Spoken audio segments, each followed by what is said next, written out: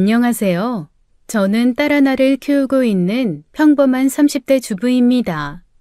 제가 불자는 아닌데 언젠가 관광차 들른 곳에서 절에 들렀다가 스님께 그런 말씀을 들은 적이 있어요. 그저 스쳐 지나갈 인연에도 최선을 다하라는 말이요.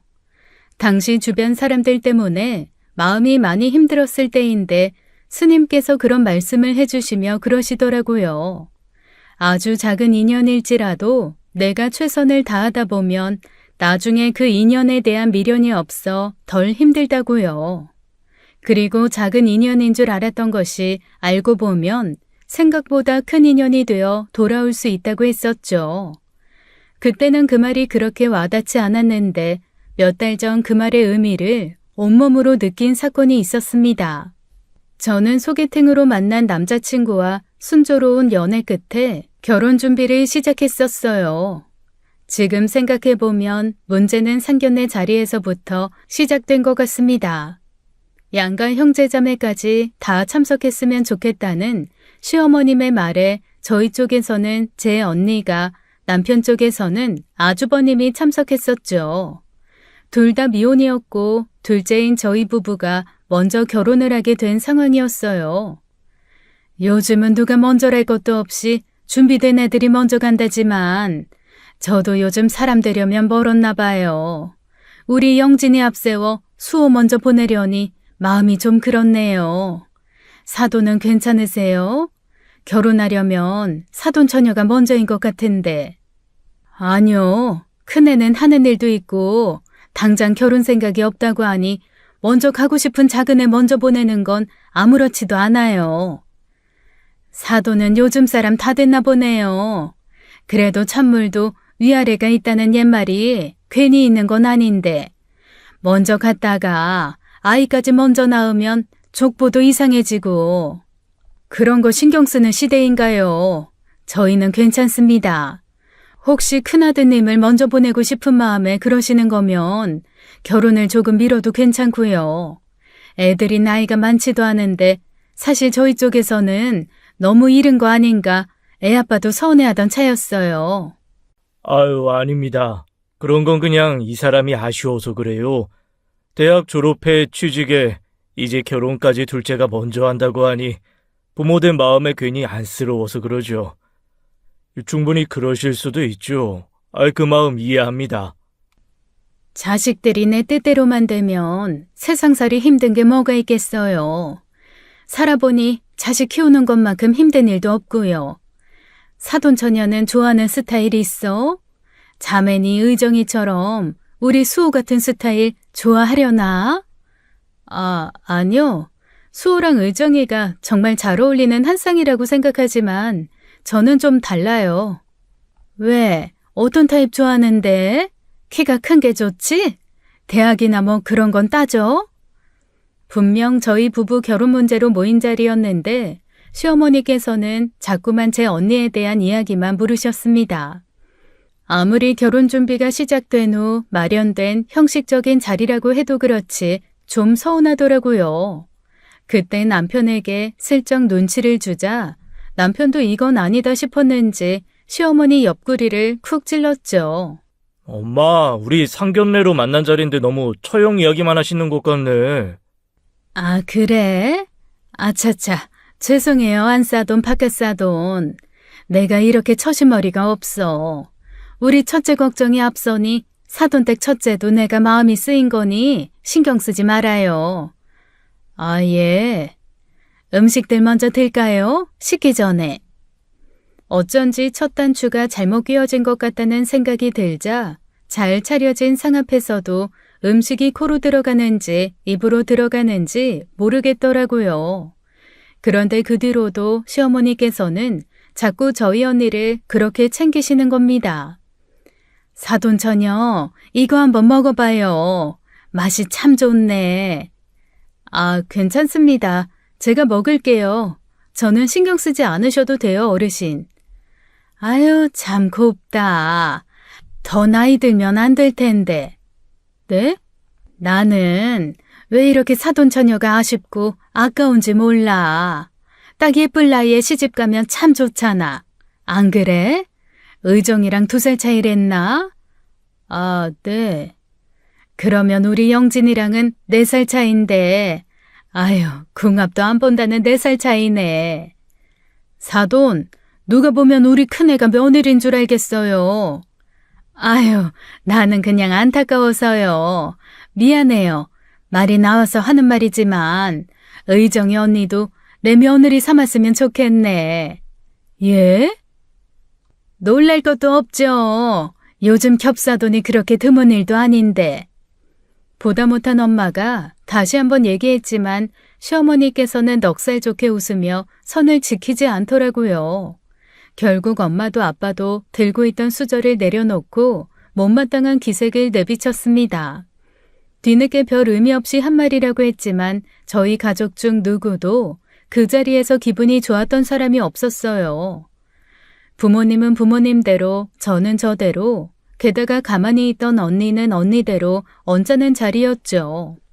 그렇게 헤어지게 됐으니 집으로 돌아와 결혼부터 다시 생각해봐야 하는 거 아니냐는 이야기가 나온 건 이상한 일도 아니었습니다.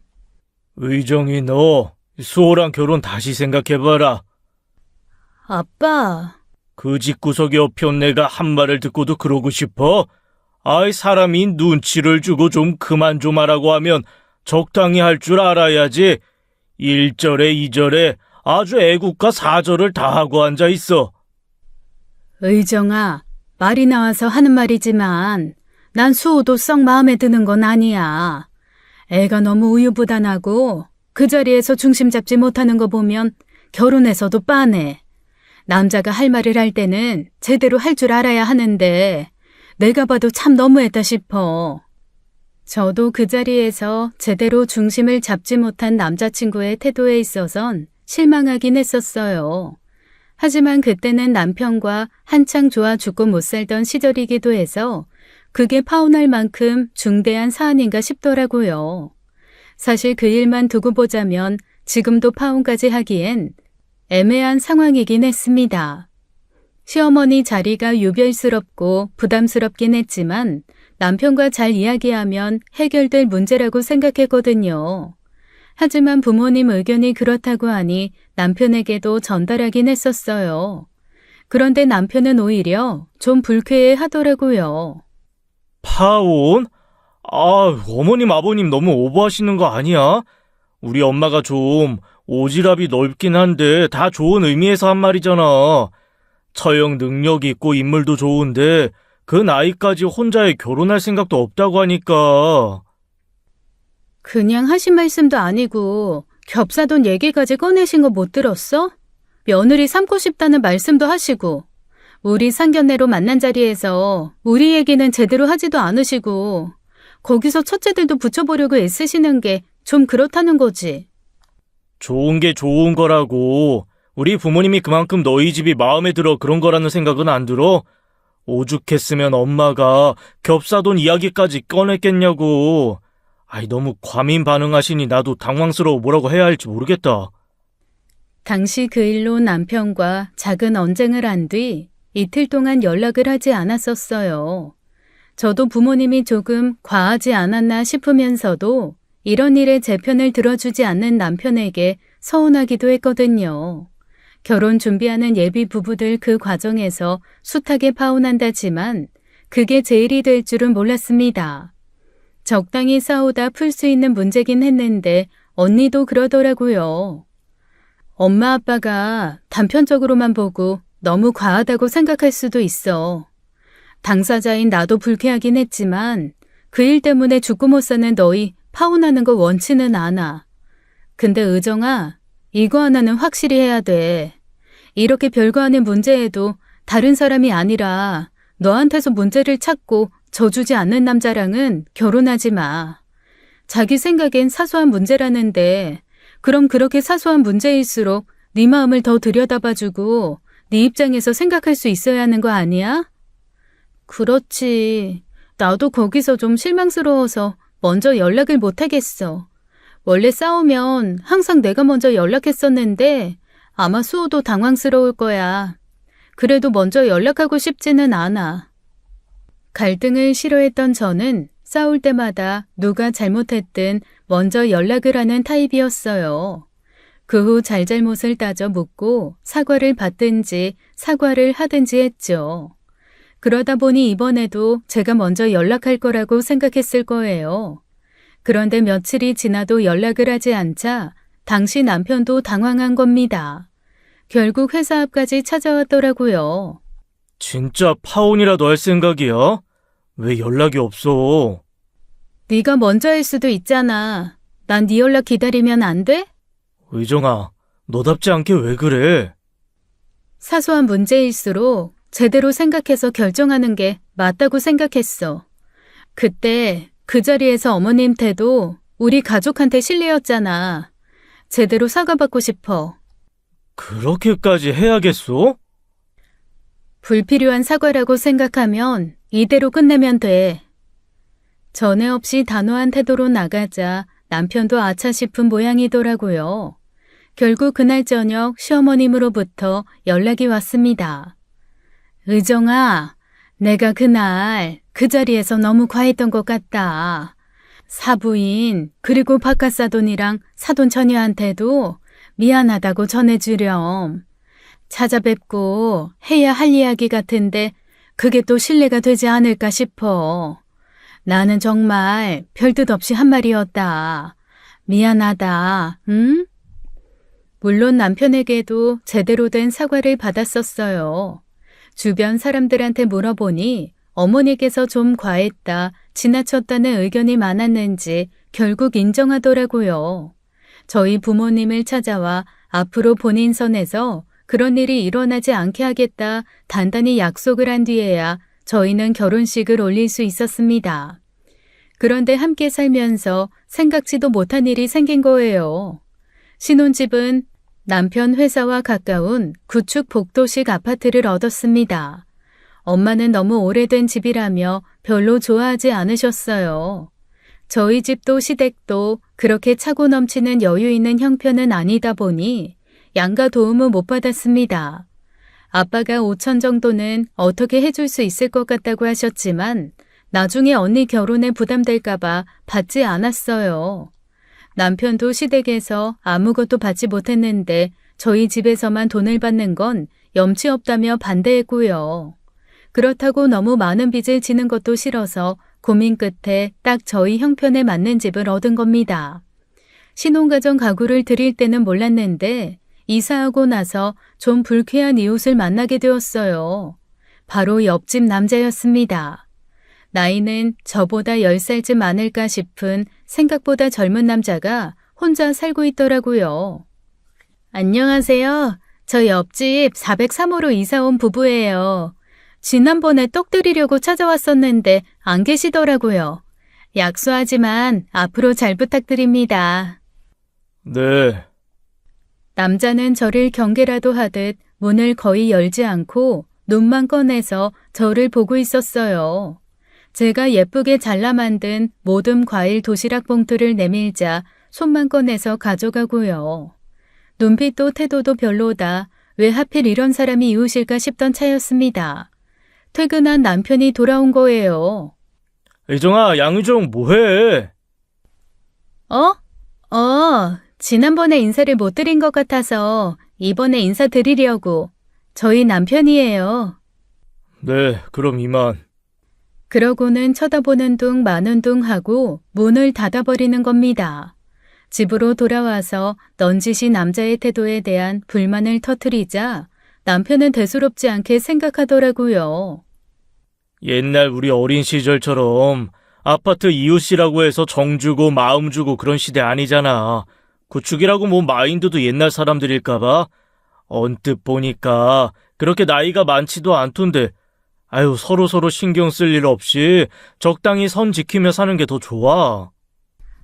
뭐 대단한 정 주고받으면서 지내자는 건 아닌데 그래도 기분 좋게 인사 정도는 할 수 있는 사이여야 하잖아. 그런데 그런 식으로 나오면 밖에서 마주쳐도 눈치 보여서 인사하겠어? 하지마. 아유 그냥 적당히 해. 결혼 전 저는 한 동네에서 꽤 오래 산 편이었어요. 중학교 때 이사와 결혼 전까지 살았으니 20년 가까이 산 셈이었습니다. 주변 이웃들도 오래 사신 분들이 많아 친인척보다 더 자주 얼굴 보고 살면서 가까운 이웃들도 많아요. 특히 앞집 이모는 제 결혼식까지 찾아올 정도로 각별했죠. 그 정도는 아니더라도 이웃이란 게 은근히 의지가 되고 그러면 좋잖아요. 근데 그게 절대 안 될 것 같은 사람이라 아쉽긴 했습니다. 그 정도로는 제가 불쾌하다고 생각하지는 않았을 거예요. 문제는 그 뒤였죠. 저는 신혼여행으로 허니문 베이비를 갖게 되면서 일을 그만두고 집에서 지내게 되었습니다. 그건 결혼 전 남편과 상의 후 결정된 일이었어요. 아기는 되도록 빨리 갖고 집에서 내조하길 바란 남편의 영향이 컸고요. 그래서인지 회사 다닐 때와 다르게 이웃들과 마주치는 일이 좀 잦았습니다. 그런데 옆집 남자는 마주칠 때마다 사람을 되게 기분 나쁠 만큼 빤히 쳐다보는 것이었어요. 안녕하세요. 예, 이 시간에도 집에 계시는 걸 보니 집에서 일을 하시나 봐요. 예. 무슨 말을 물어도 죄다 예로 끝나는 단답형뿐이었습니다. 대화가 되지도 않는데 사람을 그렇게 불쾌하게 빤히 쳐다보니 답답하지 않겠어요? 왜 쳐다보느냐고 물을 배짱은 없고 그저 빨리 그 자리를 벗어나야지 싶어 급하게 집으로 들어가곤 했죠. 같이 엘리베이터를 타게 될 것 같으면 일부러 뭔가 잊은 사람처럼 어색하게 웃으며 돌아서기도 하고요. 옆집 남자 말이야. 만날 때마다 되게 불쾌해. 머리카락도 제대로 자르지도 않고 수염도 제대로 안 깎고 사람을 겉모습으로만 판단하는 건 좋지 않지만 지나갈 때마다 담배 냄새도 너무 많이 나고 인상이 너무 지저분해. 너답지 않게 왜 남의 흉을 봐? 흉이 아니라 그냥 마주칠 때마다 기분이 좀 안 좋으니까 그렇지. 사람을 이상하게 빤히 쳐다본다? 그래서 내가 똑같이 쳐다보면 안 그런 척 시선을 돌려. 나 좀 무서워, 수호야. 아이고, 엄한 사람 잡지 좀 마. 원래 사람을 빤히 잘 쳐다본대. 나도 그렇게 쳐다보길래 물어봤더니 그냥 습관이라고 하더라. 직업적으로 관찰을 자주 해서 그런다나? 언제 얘기했어? 며칠 전에 올라오면서 엘리베이터에서 만났어. 뭐 오래 이야기한 건 아니지만 그냥 딱 봐도 내향적이고 자기 쪼대로 사는 사람 같던데 뭐. 웹툰 작가든 뭐든 눈빛이 이상하다니까. 눈빛이. 쓸데없는 걱정하지 마. 그리고 우리 아파트 복도식이라 행여 무슨 일 생기면 2층에 있는 사람들 적어도 셋은 나와서 보겠다. 아니 뭐 그렇게까지 걱정하는 건 아닌데 그냥 찝찝하다고. 옆집 남자에 대한 제 불안은 날이 갈수록 심해졌습니다. 방 중에 복도 쪽으로 창이 난 방이 있었어요. 창문만 열면 바로 복도로 지나다니던 사람과 눈을 마주칠 수 있는 그런 창이요. 그래서 그 창문은 불투명하게 되어 있었는데 그 방은 저희가 옷방으로 쓰는 방이었습니다. 어느 날 빨래를 정리하고 일어서려는데 깜짝 놀라 애 떨어질 뻔한 거예요. 누군가 그 창문 앞에서 딱 저희 방을 쳐다보고 서 있었거든요. 진짜 너무 놀라 입을 떡 벌리고 주저앉아 숨도 제대로 쉬지 못했어요. 혼자 있는 집에서 그 순간이 얼마나 공포스러웠을지 아는 사람은 아실 겁니다. 그 순간 저는 바로 옆집 남자가 떠오르더라고요. 모른 채 할까 싶다가 경고를 하고 싶었어요. 그래서 창문을 향해 소리쳤죠. 누구세요? 거기 누구냐고요? 그러자 창문에 어른거리던 사람 형체가 천천히 복도 옆으로 사라지는 겁니다. 전 남자의 집 문이 열리나 싶어 현관문에 귀를 기울였지만 그런 소리는 듣지 못했어요. 일부러 자기란 걸 감추려고 아래층까지 갔다 들어오나 생각보다 치밀하다 그런 생각이 들었죠. 아니나 다를까 몇 분 뒤 정말로 옆집 문이 닫히는 소리가 들리는 겁니다. 남편에게 바로 연락해 무슨 일이 있었는지 이야기했고 남편은 일단 절대 나가지 않고 있으라고 하더라고요. 그리고 퇴근하는 길에 남편이 옆집에 들러 물었답니다. 뭐래? 자기가 봤다더라고. 웬 낯선 남자가 자꾸 얼쩡거리는 것 같아서 슬쩍 내다봤더니 그 집 앞에 서 있었대. 뭐? 자기가 그래? 본인이겠지. 아닌 것 같던데? 정말 모르는 눈치였어. 아는 사람인가 싶었는데 인기척이 나니까 놀라 도망치는 걸 보니 수상한 사람 같았다고. 그럼 자기가 했다고 하겠어? 분명해. 그 남자가 분명하다고. 일단은 좀 지켜보자.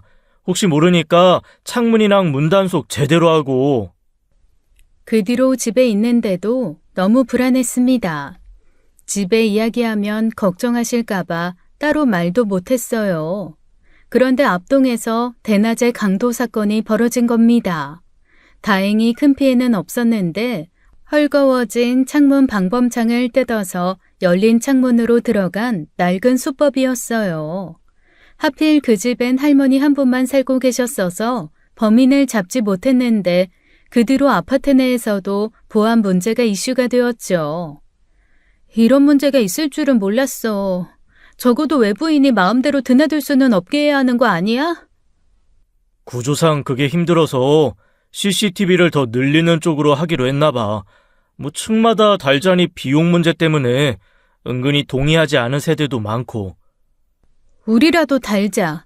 현관 앞에는 우리 마음대로 달 수 있는 거 아니야? 알아보니까 앞으로 지나다니는 주변 이웃들이 있어서 그렇지만도 않대. 한 층에 같이 사는 세대가 많으니 이런 문제가 다 있네. 그럼 옆집들 동의라도 얻어서. 나 진짜 너무 불안해. 남편을 닥달한다고 해서 뾰족한 수가 생기는 것도 아니었는데 그날은 불안해서 그렇게 보챘어요. 결국 남편이 일단 알아보고 이웃 동의를 얻어서 저희 집 현관 앞에라도 개인 CCTV를 다는 쪽으로 하기로 했죠. 그런데 그 일이 있고 나서 며칠 후 또 문제가 터진 겁니다. 누군가 초인종을 눌러봤더니 옆집 남자인 거예요. 없는 척 할까 했는데 이미 텔레비전 소리가 새어나간 뒤라 애매해서 결국 인터폰으로 물었습니다. 네, 무슨 일이세요? 잠시 문 좀 열어주시겠어요? 왜 그러시는데요? 말씀하세요. 일단 문 좀 열어주세요. 드릴 말씀이 있어서요. 그냥 거기서 말씀해 주시겠어요? 지금 제가 나갈 수 있는 상황이 아니라. 열어야 하는데. 남자는 그러면서 자꾸 두리번거리고 인터폰 카메라를 빤히 쳐다보는 거예요. 저는 그게 너무 무서워서 아무 말도 하지 않았고 남자는 결국 그대로 가만히 서 있다가 사라지더군요. 인터폰으로 보기엔 아무도 안 보여서 이제 갔구나 싶었는데 또 복도로 난방에 사람 형체가 기웃거리는 걸 보고 까무러칠 뻔했습니다. 그래서 바로 경비실에 연락해 좀 와달라고 부탁드렸어요. 아무도 없는데요. 그럴 리가요. 분명히 누가 서 있었는데 혹시 비상계단으로 나간 거 아닐까요? 아니면 아저씨 옆집에 사시는 분한테 왜 찾아왔는지 좀 여쭤봐 주시겠어요? 옆집이시면 복도에서 잠깐 왔다 갔다 하실 수도 있죠. 함께 더불어 사는 이웃끼리 너무 예민하게 굴지 마세요. 그게 아니라고 해명해도 경비 아저씨는 귀찮은 일을 시켰다는 듯 툴툴거렸습니다. 가뜩이나 며칠 전 아파트에서 있었던 일 때문에 여기저기 수상한 사람을 봤다는 신고로 바쁜 모양이더라고요. 결국 전 그날 밤 남편이 올 때까지 숨죽여 기다릴 수밖에 없었어요. 정말 무서워 못 살겠다는 제 말에 남편이 직접 옆집 남자를 만나러 갔죠. 집안에만 있는데 뭐가 무섭냐고 생각하실 수도 있지만 아무도 없는 집에 혼자 있다 보면 내 집인데도 안전하지 않다는 공포심 때문에 아무것도 할 수가 없어요. 현관문 걸쇠 같은 것도 침입자의 존재에 무의미해지는 것 같고요. 이런 문제가 있을 줄은 상상도 못했던 터라 당장이라도 이사가고 싶은 심정이었습니다. 그런데 집으로 돌아온 남편의 표정이 좋지 않더라고요. 지난번이랑 똑같은 소리야. 수상한 사람이 있어서 말해주려고 했던 것뿐이래. 그럼 내가 무슨 일이냐고 했을 때 말했어야지. 무작정 문 열라고 했다니까. 아직 그 사람이 있는 것 같아서 인터폰으로 흘러나오는 대화 소리를 들려주기 싫어 그랬대. 효정아, 너 요즘 너무 예민한 거 아니야? 아이 가지면 그럴 수 있대. 내가 지금 임신해서 예민해졌다 이거야? 아니라고 확신할 수 있어? 옆집이 자기 이상한 사람으로 생각하는 것 같다고 불쾌해하는데 내가 고개를 못 들겠더라. 그냥 평범한 남자야. 설마 옆집 사람이 무슨 해코지를 하겠어? 그럼 범죄자나 나쁜 사람이 얼굴에 뭐 써붙이고 다니겠어? 눈빛이 이상하다고, 눈빛이. 나 피곤하다. 종일 일하고 온 사람한테 미안하지도 않아? 별 문제 없을 거니까 걱정하지 마. 경비 아저씨도 그러셨다며. 같은 층 사는 사람이면 앞에서 왔다 갔다 좀 할 수 있는 건데 너무 예민하게 받아들이고 그러지 마. 정 불안하면 현관문에 보조키 하나 더 달든지. 처음엔 제 불안을 이해하는 것 같던 남편도 점점 저를 예민한 사람 취급하기 시작했어요. 그러자 저도 괜한 사람 잡는 건가 싶은 생각도 들고 정말 제가 호르몬 때문에 예민해졌나 싶었습니다. 그러니 여러 날 우리 집 앞을 기웃거리던 그 남자의 정체를 알게 됐을 때 저도 남편도 아무 말도 하지 못했어요. 그러다 사건이 터진 건 그로부터 한 달쯤 뒤였습니다. 제가 불안해 잠도 설친다는 이야기를 듣고 친언니가 제가 사는 곳으로 이른 휴가를 온 거예요. 엄마한테는 도저히 말을 못하겠고 언니한테라도 이야기를 털어놓으며 불안을 달랬거든요. 그랬더니 언니가 며칠 후 기꺼이 연차를 써서 와준 겁니다. 아닌 게 아니라 너 얼굴이 좀 안 됐다. 뭘 먹긴 하는 거야? 입덧도 거의 없다면서 왜 그렇게 얼굴이 상했어? 나 진짜 혼자 있는 게 너무 무서워. 나 원래 이런 성격 아니었잖아. 사는 곳이 바뀌어서 그렇지 뭐. 거기다 너가 혼자 있을 일이 언제 있었어? 그럴 수도 있지. 주말까지 해서 4일 휴가 냈으니까 내가 가득 채워 있다가 갈게. 그 사이에 무슨 일 생기면 바로 경찰서에 신고해보자.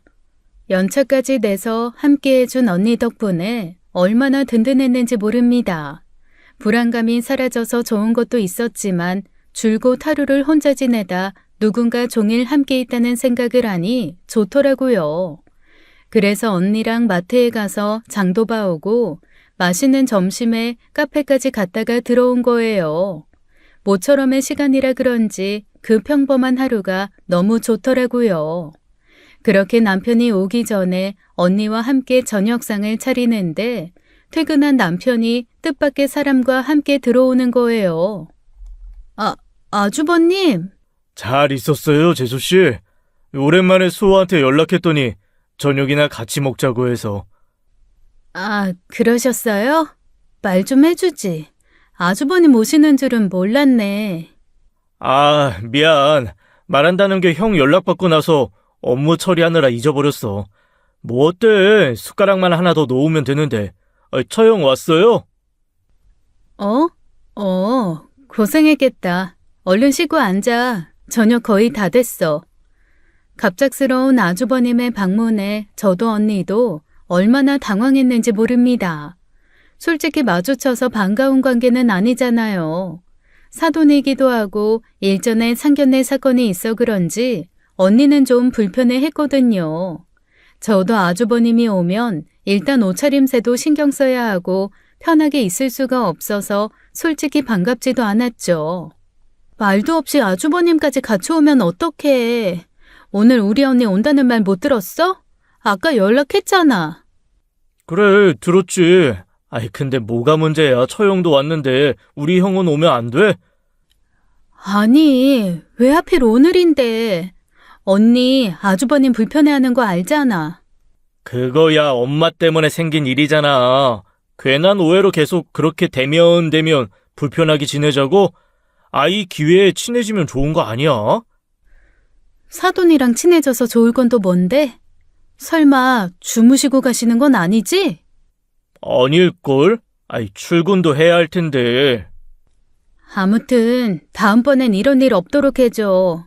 언니 와서 저녁상 제대로 봐놔서 다행이지. 그렇게 말도 없이 같이 오면 사람이 얼마나 당황하는데. 아유, 알았어. 다음엔 꼭 미리 연락할게. 당황스럽고 화는 났지만 이미 벌어진 일이라 어쩔 수가 없었습니다. 그래서 그날은 언니가 만든 등갈비 김치찜으로 다 같이 저녁 식사를 했죠. 그런데 남편이 형제들끼리 다 같이 모이니 좋다며 한잔 하자는 거예요. 다음 날이 주말도 아니었는데 술을 찾길래 언짢았지만 분위기가 그렇게 만들어져서 어쩔 수 없이 술이 들어갔죠. 소주 2병과 맥주캔 6개를 꺼내 마셨는데 언니는 맥주캔 하나 따놓고 분위기만 맞췄어요. 저는 당연히 입에도 대지 못했으니 나머지를 그 2사람이 다 마신 것이죠. 내가 치울 테니까 너는 좀 가서 쉬어. 언니는 손님인데 내가 어떻게 쉬어. 언니야말로 좀 쉬어. 좀 마시지 않았어? 마시는 척만 했어. 나도 술 좋아하는 거 아니잖아. 미안해. 수호가 가끔 저렇게 생각 없는 행동을 해. 남자들이 원래 그렇지 뭐. 생각도 짧고 깊지도 않고. 언니와 씁쓸하게 대화를 나누다 잠시 안방에 들어갔는데 남편이 글쎄 침대에 대자로 뻗어 잠든 거예요. 원래 언니가 오면 안방에서 언니와 함께 자고 남편이 거실에서 자기로 했거든요. 아주버님이 아니었으면 언니가 거실에서 자면 되니 문제될 일은 없었습니다. 그런데 거실에는 아주버님이 뻗어서 잠든 것이었어요. 가뜩이나 좁은 집 아주버님이 누우니 거실이 가득 차더라고요. 어쩌지 싶어 고민하다가 일단 잠든 남편부터 깨웠습니다. 수호야, 여보, 일어나 봐. 밖에서 자기로 했잖아. 야! 하지만 남편은 꿈쩍도 하지 않는 거예요. 별 수 없이 언니를 안방 바닥에서 재워야겠다고 생각하고 이부자리를 폈죠. 언니는 안방에서 3사람이 함께 자는 걸 원하지 않았지만 그렇다고 거실에서 잘 수도 없는 노릇이었어요. 방 2개 있는 좁은 구축 아파트에 언니에게 내줄 공간이 크지 않았죠. 옷방은 행거로 가득 찬 데다가 먼지가 많아 비염이 있는 언니가 자기엔 적절치 않았고요. 미안. 오늘 밤만 어떻게 지내보자. 내일부터는 수아한테 거실에서 자라고 할게. 됐어. 아무 데서나 자면 어떻다고. 얼른 자. 오늘은 신경 쓰지 말고 눈 좀 붙이고. 끝까지 제 걱정만 해주며 잠든 언니의 비명소리에 깬 건 잠든 지 1시간쯤 지났을 때였던 것 같아요. 큰 소리에 소스라치게 놀라며 잠에서 깼는데 어스름한 빛에 웬 사람 형상이 보이는 겁니다. 분명 그 방에는 3사람이 있어야 하는데 1사람이 더 있는 거예요. 저도 놀라 벌떡 일어나 반사적으로 남편을 마구 때려 깨웠죠. 누구? 아주버님? 죄송합니다. 아니, 내가 취해서 실례를 했네. 화장실 갔다가 그냥 생각 없이 보이는 문으로 들어왔어요. 아주버님은 여전히 술에 취한 목소리로 변명하듯 그렇게 이야기를 하곤 다시 방문을 열고 나갔습니다. 남편은 제가 두드려 깨워도 일어나지 않았고 놀란 언니와 저만 어둠 속에서 입을 떡 벌리고 있었죠. 뭐야? 몰라. 자는데 갑자기 뭔가 내 배 위로 올라와서 놀라서 깼더니 너네 아주버님이. 뭐? 이상한 건 없었지? 일단 내가 놀라서 바로 눈을 떴어. 나도 이게 뭔지 모르겠다. 결국 그날 저희 자매는 거의 뜬 눈으로 밤을 지새워야 했습니다. 저는 순간 아무것도 모르고 혼자서 퍼질러서 자고 있는 남편을 보고 너무 화가 났어요. 그래서 남편을 침대 밑으로 밀어버리고 언니랑 함께 침대 위에 있었죠. 제가 바닥에서 자면 허리가 너무 아파서 침대를 고집했던 건데 진작 남편을 밑으로 내려놓고 언니랑 잘 걸 싶더라고요. 그리고 새벽빛이 어스름하게 들 무렵 깜짝 잠들었다 깬 저는 아주버님이 나가시는 소리를 들었습니다. 조심스레 나와보니 정말로 가고 없더라고요. 그 일로 아침부터 남편이랑 냉전이 시작되었어요. 형이 취해서 그랬대. 아이, 자긴 기억도 안 난다는데. 그러니까 그렇게 취할 때까지 왜 마시냐고. 그것도 동생네 부부집에서. 아이, 그 정도도 못 마셔? 형이 실수한 건 맞지만 그렇다고 큰 잘못한 건 아니잖아. 아이, 안 그래요, 처형? 우리 형이 처형한테 뭐 대단한 실수했어요? 그건 아닌데. 나도 그렇지만 의정이 입장에서도 좀 놀라고 당황스러울 일이잖아. 수호, 너도 너무 그렇게 형 입장에서만 생각할 게 아니라 놀란 사람 입장에서 좀 생각해 줄 수 있지 않아? 너 의정이 남편이잖아. 알아요, 아는데요. 의정이 남편이기 이전에 저 형 동생이에요. 아이, 두 사람이 너무 우리 형을 안 좋게만 보니까 솔직히 기분이 안 좋잖아요. 그래, 이해하는데 그만큼 놀라서 그래. 자고 있는데 갑자기 웬 남자가 들어와서 배에 손을 얹는데 안 놀라고 배겨? 내가 지금 너 배려해서 최대한 조용히 말하고 있는 건데 나도 내 기분대로 짓거리면서 한마디 해줘? 계속 감정을 누르고 말하던 언니가 남편의 적반하장 태도에 화가 나 언성을 높이자 남편은 금세 꼬리를 내리더라고요. 결국 남편은 하루도 거르지 않던 아침 식사도 마다한 채 집을 나가버렸고 남은 사람만 가시방석이었어요.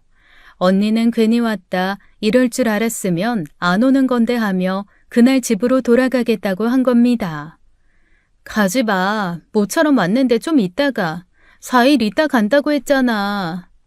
제부 저렇게 나가버렸는데 돌아와서 나 있는 거 보면 괜찮겠어? 나도 불편하고 껄끄러워서 그래. 언니가 무슨 잘못을 했다고. 사과를 하려면 수호가 해야지.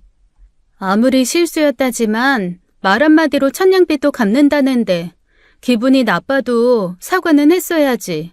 안 돼. 가지 마. 가더라도 수호 사과 받고 가. 가겠다는 언니를 가지 말라고 붙든 것도 저였어요. 그 뒤 상상치도 못했던 일이 벌어졌는데 그런 일이 일어날 줄 알았더라면 그냥 언니를 보냈을 겁니다. 그렇게 따지면 이 세상에 범죄가 반 이상은 줄겠죠. 그날 밤에도 남편은 늦게 들어와 말 한마디도 하지 않았고 다음 날에도 그냥 나가버렸어요. 저 역시 보란 듯 상대하지 않았고요. 사건은 이튿날 언니가 돌아가는 날에 터졌습니다.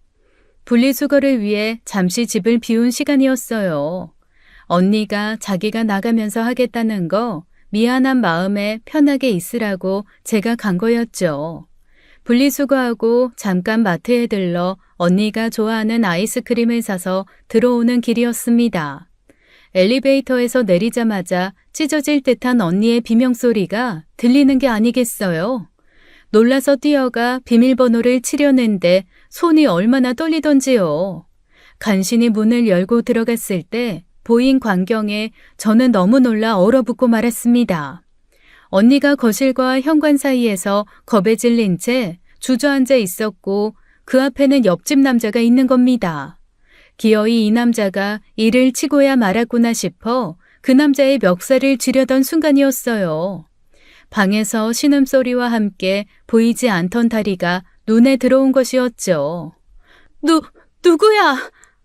의정아, 경찰 불러. 경찰, 어서 경찰 좀. 누구? 조심스레 고개를 빼서 방안을 본 저는 그 자리에서 까무러치지 않은 게 다행이었습니다.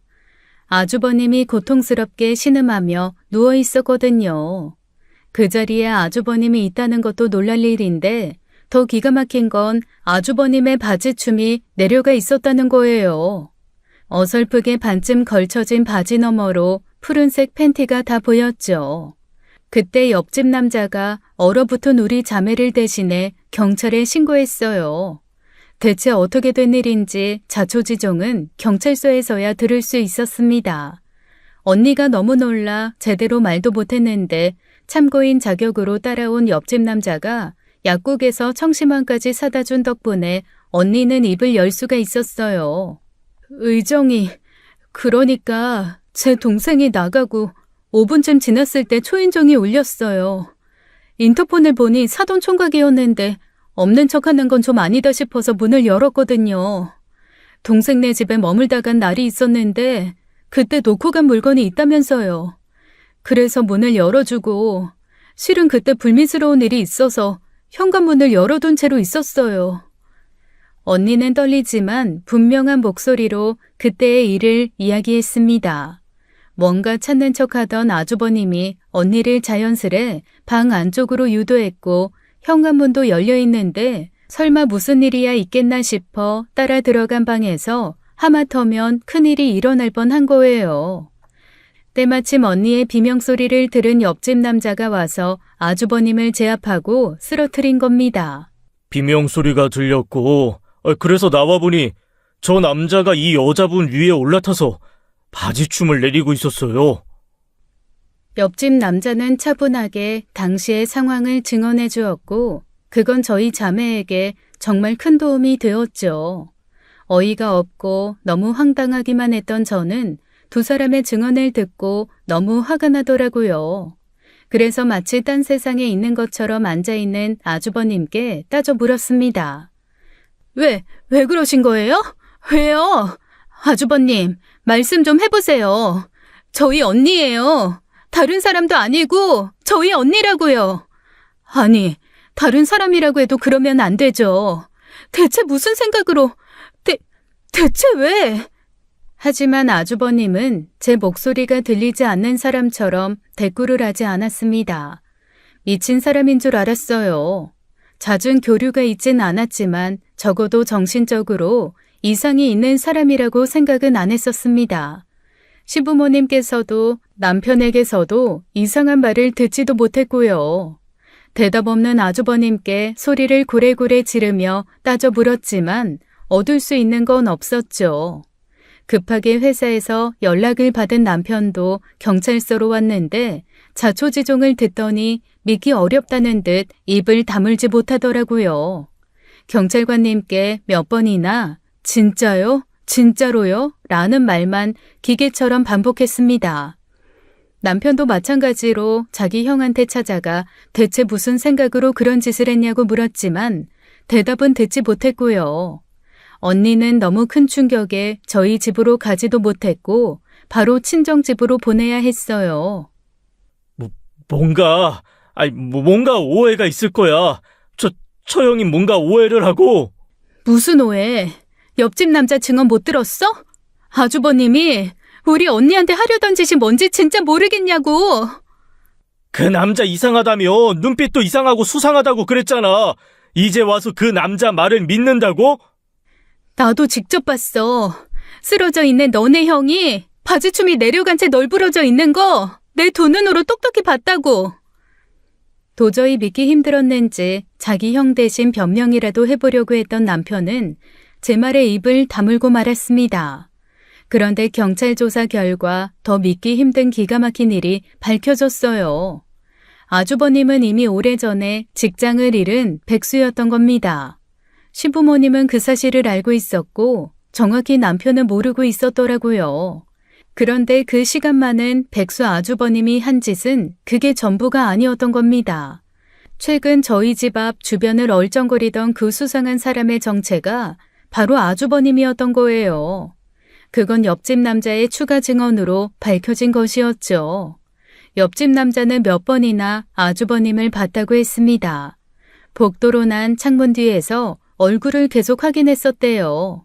경찰서에서는 저희 자매가 놀랄까봐 그것도 제가 임신 중이라 말하기 힘들어 나중에 밝힌 것이었어요. 아주버님은 진술을 거부했고 언니는 아주버님을 고소했습니다. 그 사실을 알게 된 시부모님께서 찾아와 사정을 하시더라고요. 그 과정에서 남편도 제게 숨긴 끔찍한 아주버님의 과거가 또 밝혀지게 된 것이었어요. 아가, 의정아, 내가 이렇게 부탁할게. 사돈처녀 놀란 마음 어떻게든 보상을 해줄게. 제발 그 고소만은 어떻게 해주면 안 되겠니? 어머니, 지금 어머님 이러시는 거 저 너무 불편해요. 제 눈으로 봤어요. 그걸 보고도 어떻게 고소를 취하하라고 하겠어요? 애가 너무 혼자 오랫동안 외로워서 그랬을 거야. 어디 여자라도 있으면 풀 데가 있으니 그런 짓도 안 했을 건데. 어려서 여자 한번 잘못 만나서 안 풀린 뒤로 애가 계속 저래. 이번에 감옥 가면 더 오래 있어야 될 건데 내가 그 꼴을 어떻게 보니? 더 오래 있어야 한다고요? 그게 무슨 말씀이세요? 아니, 그게... 알고 보니 아주버님께서는 20대 초반 데이트 폭력으로 전과가 있었습니다. 술을 마시고 버린 그 일로 6개월 동안 실형을 살았던 사람이었어요. 남편은 그 사실을 알면서도 제게 그 일을 숨겼고 그날 밤 술에 취해 들어온 것도 대수롭지 않게 여긴 것이었습니다. 그 순간 남편도 사이코패스 같더라고요. 어떻게 사람이 그렇게 중요한 사실을 숨기고 자기 형의 행동을 옹호할 수가 있나요? 그 사실 자체를 밝히고 싶지 않아 벌인 일이라면 적어도 자기 선에서 자기 형을 막았어야 하잖아요. 애초에 그런 사람을 상견례 자리에서부터 들이민 시부모나 그런 사람을 제 집에까지 들인 남편이나 다 한통속이었어요. 다들 미쳤네. 정말 정신이 나갔어. 세상에. 그래, 나 정신 나갔다. 자식일 앞에서 내가 뭘 못하니? 너희 언니도 그래. 어차피 결혼도 안 한 거 좀 해주면 어디가 덧난다던? 처음도 아니면서 장단 좀 맞춰주지. 그걸 못해서. 전 그때 이성의 끈을 완전히 놓아버렸어요. 그래도 시부모님께 물잔을 내어드렸는데 손도 안 댄 그 물컵을 들어다가 시어머니 얼굴에 뿌려버렸죠. 정말 징그럽고 소름 끼치게 상종하고 싶지 않은 사람이었습니다. 그 사람 입에서 나온 그 더러운 말을 듣지 않은 것처럼 씻어낼 수만 있다면 얼마나 좋을까 싶더라고요. 미쳤네 진짜. 당장 내 집에서 나가요. 당장! 너 이게 무슨 짓이야? 너 미쳤어? 내가 미쳤어도 당신만큼 미쳤을까? 정신 나갔어. 뚫린 입이라고 어떻게 그런 막말을 해요? 뭐? 장단 좀 맞춰주지? 기가 막혀서 진짜.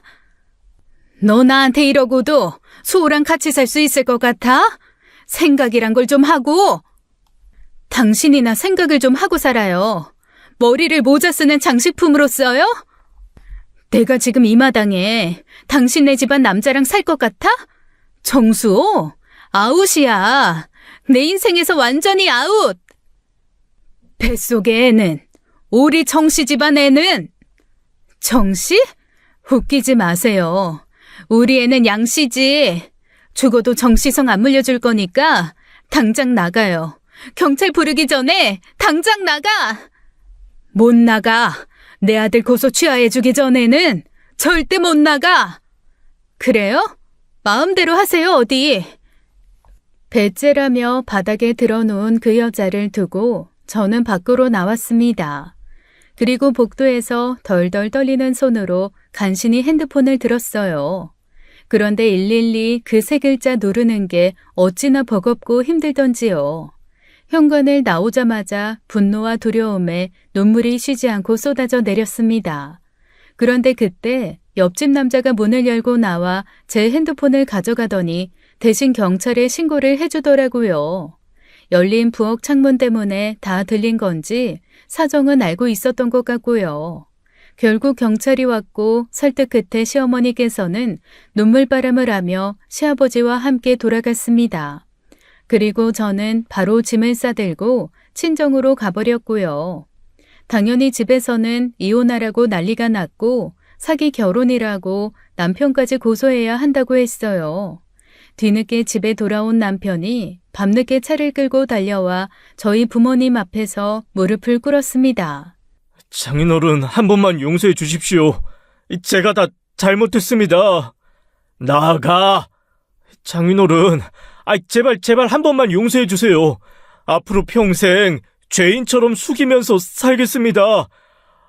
당장 나가라니까. 꼴도 보기 싫어. 100번 1000번 양보해서 정서방 형이 한 짓은 별개라고 쳐도 그렇지. 형제한테 그런 일이 있으면 미리 말을 했었어야지. 말을 못할 것 같으면 철저하게 분리를 시켰어야지. 형이 그땐 술을 마시고 한 실수라고 생각했었어요. 단지 여자친구 사이에 있었던 일이라고 생각했지. 그렇게 심각한 문제를 가지고 있을 줄 몰랐고요. 저도 어떻게 보면 피해자예요. 세상에 어떤 동생이 형을 그런 식으로 생각하고 주의시키겠어요. 어쨌거나 그 문제로 감옥에 갔다 온 거 사실 아니야. 너한테나 평범한 형이지. 내 새끼들한테는 니들 형제 범죄자야, 범죄자. 두말할 필요 없어. 이혼해. 그리고 다시는 우리 의정이 앞에 나타나지 마. 그럼 우리 아이는요? 우리 샛별이는요? 포기해. 아빠 노릇 그딴 거 할 자격도 없으니. 나 아이 안 낳을 거야. 뭐? 의정아. 아이 낳아서 너 만나면서 살아야 하는 거면 그냥 나 이 아이 포기할래. 남편은 제 말에 큰 충격을 받은 듯 얼어붙었습니다. 제가 설마 그렇게까지 하리라곤 상상도 하지 못한 거예요. 아빠도 엄마도 방에 들어가시고 거실에 혼자 무릎을 꿇고 앉아 있던 남편은 하염없이 울다가 돌아갔습니다. 안타까운 마음도 동정심도 들지 않았어요. 며칠 후 저는 이혼 서류를 작성해 보냈고 2달 후 저희는 완전히 남이 될 수 있었습니다. 아주버님 소송 문제는 좀 더 시간이 필요했지만 결론적으로는 징역 1년 6개월을 받았어요. 미수에 그쳤다지만 전적이 있다 보니 그렇게 된 거예요. 그리고 그 집에서 제 짐을 빼기 위해 온 아빠는 옆집 남자에게 감사의 인사를 드리고 싶다고 했었습니다. 그래서 너무 늦었지만 뒤늦게 감사 인사를 하러 초인종을 누른 거예요. 옆집이에요. 잠시만 문 좀 열어주세요. 드릴 말씀이 있어서요. 예, 그런데 문을 열고 나오던 남자가 저희 아버지를 보더니 갑자기 크게 놀라는 겁니다. 저희 아버지세요. 이번 일 감사하다고 인사드리러 온 거예요. 이건 약소하지만 마음이라고 생각하고 받아주세요. 저는 고민 끝에 준비한 상품권이 든 봉투를 내밀었습니다. 그런데 남자가 그 봉투를 빤히 쳐다보더니 제 쪽으로 밀치더라고요. 그러면서 굉장히 놀라운 이야기를 하는 거예요. 아니요. 저는 은혜를 갚은 것 뿐입니다. 이런 거 챙겨주시지 않아도 돼요. 네? 그게 무슨... 아저씨, 저 기억 안 나세요? 세월이 많이 흘러서 기억 안 나시겠지만 저 예전에 홍천에 살았는데. 홍천? 나도 홍천에 살았는데. 아니, 어떡해? 저 옆집에 살았는데 맨날 만화책만 붙들고 그림 그리던 그 학생이요. 가만. 설마 그 옆집에 만화가? 그 성룡이? 아빠는 비로소 뭔가 떠올랐다는 듯 놀라 입을 다물지 못했습니다. 그제야 옆집 남자는 환하게 웃으며 손을 내밀어 아빠와 악수를 나누며 허리를 굽히더라고요. 지금까지 한 번도 본 적 없는 남자의 표정이었습니다. 뭐야? 두 사람 아는 사이야? 너 생각 안 나? 그래. 너네는 기억도 못하겠다. 하도 어렸을 때니까. 옛날에 할머니 집 마을에 살던 때 말이야. 아빠가 시골에서 농사 지을 때 그때 옆집에 살던 만화 좋아하는 애가 있었어. 내가 만화가라고 부르던. 네가 그 애란 말이야. 완전히 아저씨 다 됐구만. 아저씨죠. 40이 넘었는데요. 그래, 잘 지냈던 거야. 그리고 나서 외삼촌 집으로 갔다는 소식만 들었는데, 예, 그 뒤로 외삼촌 집 가서 학창시절 다 보내고 성인 되자마자 독립해 나와서 전국 방방곳곳을 떠돌아다니면서 살다가 비로소 정착한 거예요. 그런데 여기서 아저씨 딸을 다 만나더라고요. 그 남자와 아버지 사이에는 특별한 인연이 있었습니다. 그건 거의 30년이 가까운 과거의 일이었어요. 저는 기억도 안 나는 일이지만 저 역시 그 남자와 같은 동네에 살았던 시절이 있었던 겁니다. 그때 그 남자는 고작 13살이었다고 해요. 한 동네에서 살던 어느 날 남자의 집에 좀도둑이 들었대요. 그런데 좀도둑과 대치하다가 그만 남자의 아버지가 뒤로 쓰러지면서 머리에 강한 충격을 받고 돌아가신 거예요. 남자의 아버지가 정신을 잃고 쓰러지자마자 도망치려던 것을 소란에 나온 저희 아빠가 막은 것이고요. 무기를 가진 범인을 목숨을 걸고 제압한 덕분에 감옥에 보내 제대로 된 벌을 받게 했다는 겁니다. 저는 아빠한테 이런 과거가 있는 줄은 꿈에도 몰랐어요.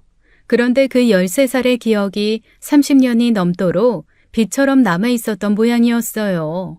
처음 제가 그 집에 인사차 찾아왔을 때부터 긴가민가 했다는 겁니다. 아저씨 인상이 좀 강하다 보니까 의정 씨한테도 아저씨 얼굴이 좀 남아있더라고요.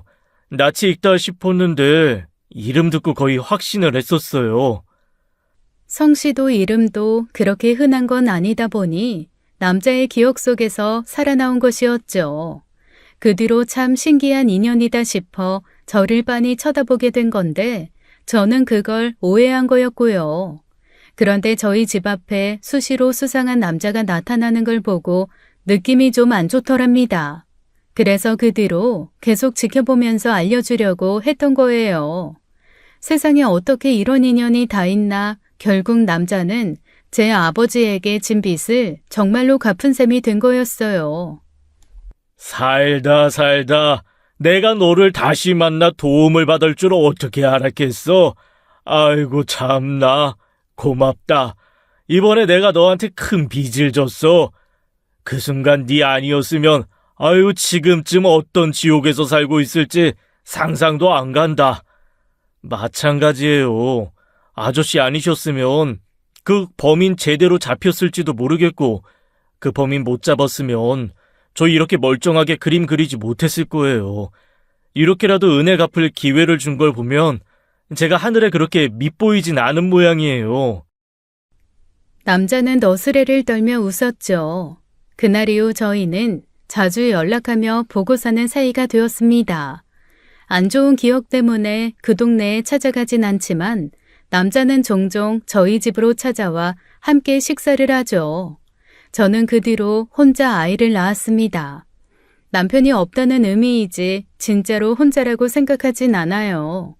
아이를 낳는 순간 언니가 함께 있어줬고 엄마도 아빠도 함께 육아를 도와주시고 있거든요. 남편에게는 아이를 낳았다는 연락도 하지 않았습니다. 연락이 올까봐 번호도 바꿔버렸어요. 그때 아이를 지우겠다고 한 말은 진심이 아니었지만 아이 때문에 다시 만나면서 살고 싶지 않다는 말은 진심이었거든요. 행여 우연히 만나더라도 어떻게든 발뺌하고 우길 생각입니다. 오지 않은 미래에 대한 걱정은 접어놓고 아이만 생각하고 살려고 해요. 최근엔 또 좋은 낌새가 있었는데 아무래도 옆집 남자와 언니와의 사이가 심상치 않다는 거였어요. 보통 인연이 아닌데다가 알고 보니 언니가 즐겨보던 웹툰을 그린 작가라서인지 둘이 통하는 게 많은 것 같더라고요. 부모님께서도 결혼 생각도 없던 언니가 신기한 인연인 남자와 잘 돼가는 것 같자 좋아하시고요. 옆집 남자는 수상한 사람이라고 오해하던 지난날이 무색할 만큼 겉모습과 달리 좋은 사람이더라고요. 이래서 인연이라는 특별한 말이 생겼나 봅니다. 나중에 제 아이가 크면 제대로 얘기해 주려고 해요. 어떤 인연이든 소중하게 여기다 보면 더 큰 인연이 되어 돌아올 수도 있다면서요. 확실한 예시로 이모부와 이모부 이야기를 들려줄 수 있으면 좋겠습니다.